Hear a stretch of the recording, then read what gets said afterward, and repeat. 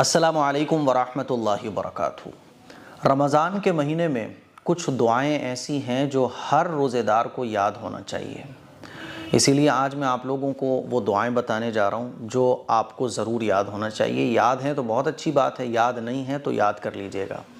آپ کی عبادتوں میں یہ 4 چاند لگا دیں گی، ثواب زیادہ پڑے گا، ہے نا، اور آپ کو مزہ بھی آئے گا۔ ایک ضروری اعلان یہ سماعت فرما لیں کہ جو لوگ دینی بک پڑھنا چاہتے ہیں، اگر آپ کو اردو آتی ہے تو یہ جو اسکرین پر کتابیں نظر آ رہی ہیں نا اردو کی، یہ علم کا خزانہ ہے۔ اگر آپ بھی دینی کتابیں حاصل کرنا چاہتے ہیں گھر بیٹھے، تو یہ جو نمبر نظر آ رہا ہے اسکرین پر، اس پہ آپ کال کر سکتے ہیں، واٹس ایپ SMS کر سکتے ہیں، اور ان کتابوں میں سے جو چاہیں آپ آرڈر بک کرا سکتے ہیں۔ یہ کتاب آپ کے گھر پہنچا دی جائے گی۔ چلیے سب سے پہلے ہم جانتے ہیں پہلے عشرے کی دعا۔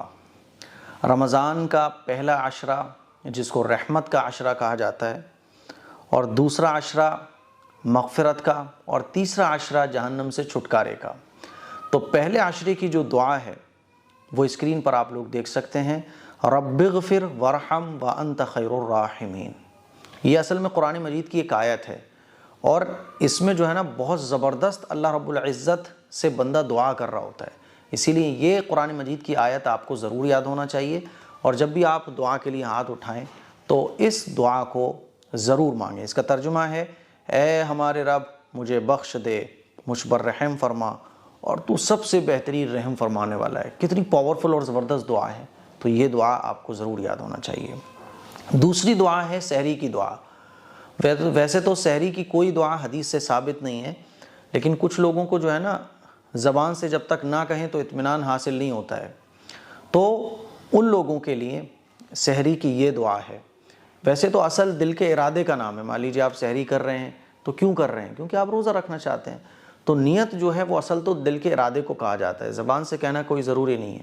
لیکن کچھ لوگوں کو تسلی نہیں حاصل ہوتی ہے، اطمینان نہیں حاصل ہوتا ہے، تو ان کے لیے پھر یہ دعا ہے کہ وہ سحری کرنے کے بعد اس دعا کو پڑھ لیں، تاکہ ان کے دل کو تسلی ہو جائے کہ ہاں بھائی ہم نے روزے کی نیت کر لی۔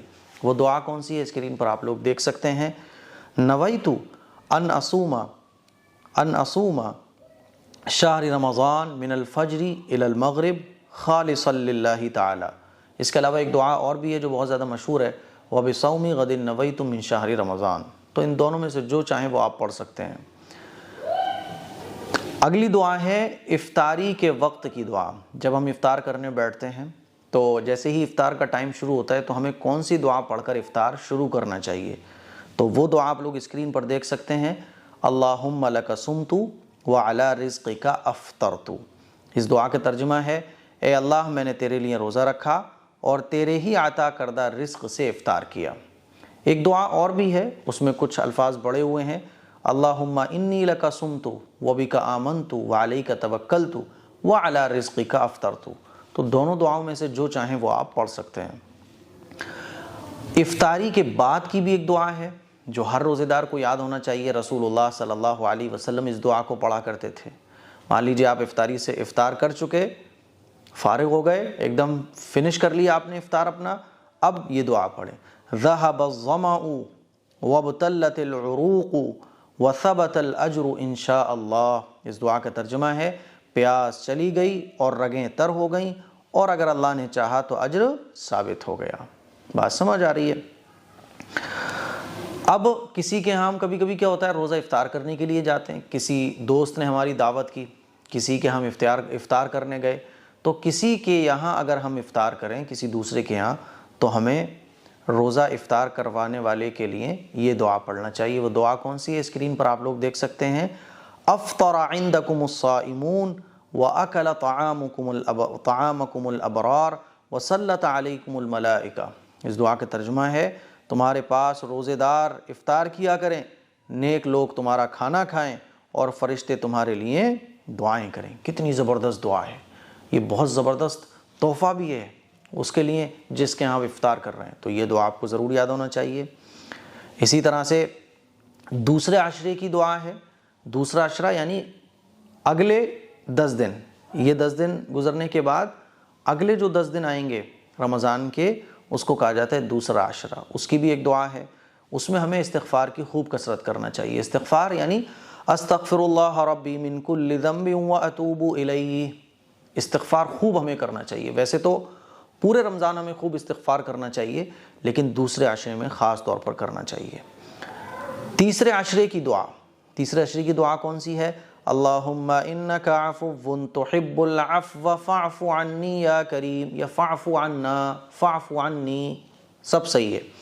اس دعا کا ترجمہ ہے، اے اللہ آپ معاف کرنے والے ہیں، بڑے کریم ہیں، اے اللہ آپ معافی کو پسند فرماتے ہیں، تو اللہ آپ مجھے معاف فرما دیجئے۔ کتنی زبردست دعا ہے، یہ آپ کو ضرور یاد ہونا چاہیے۔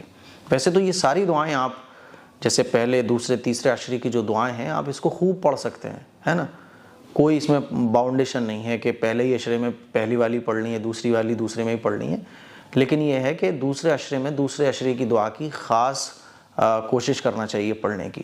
اسی طرح سے تیسرے عشرے کی ایک دعا اور بھی ہے، اللہم اجرنا من النار۔